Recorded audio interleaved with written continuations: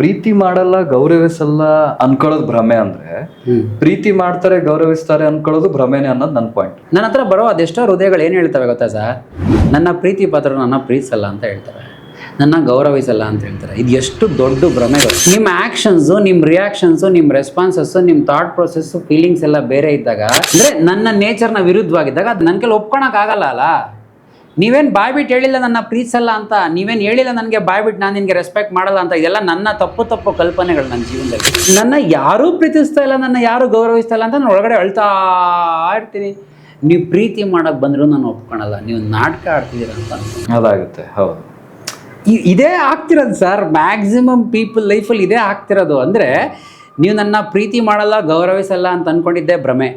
ಹೃದಯ ಇದೆ symbol of ಪ್ರೀತಿ, brain is a symbol of respect ಅಥವಾ ಗ್ರೋತ್. ಯಾಕಂದರೆ ನಾಲೆಡ್ಜ್ ಇದೆ, ಅಜ್ಞಾನ ಇಲ್ಲ. ಅಜ್ಞಾನ ನಾವು ಸುತ್ತಮುತ್ತ ವಾತಾವರಣದಿಂದ ಕಲ್ಟಿವೇಟ್ ಮಾಡ್ಕೊಂಡ್ಬಂತಿರ್ಬೇಕು. ನೀವು ಹೃದಯ ಇದೆ ಅಂದರೆ ನೀವು ನಾನು ಪ್ರೀತಿಸ್ತೀರ ಕಣ್ರಿ. ಆದರೆ ನನ್ನನ್ನೇ ಕ್ರಿಯೇಟಾಗಿ ಡಿಫ್ರೆಂಟಾಗಿ ಭಗವಂತ ಕ್ರಿಯೇಟ್ ಮಾಡಿರ್ಬೇಕಾದ್ರೆ, ನಿಮ್ಮನ್ನೇ ಡಿಫ್ರೆಂಟಾಗಿ ಯೂನಿಕಾಗಿ ಕ್ರಿಯೇಟ್ ಮಾಡಿರ್ಬೇಕಾದ್ರೆ ನಿಮ್ಮ ಪ್ರೀತಿ ನನಗೆ ಸೆನ್ಸ್ ಆಗ್ತಿಲ್ಲ, ನಮ್ಮ ಪ್ರೀತಿ ನಿಮಗೆ ಸೆನ್ಸ್ ಆಗ್ತಿಲ್ಲ.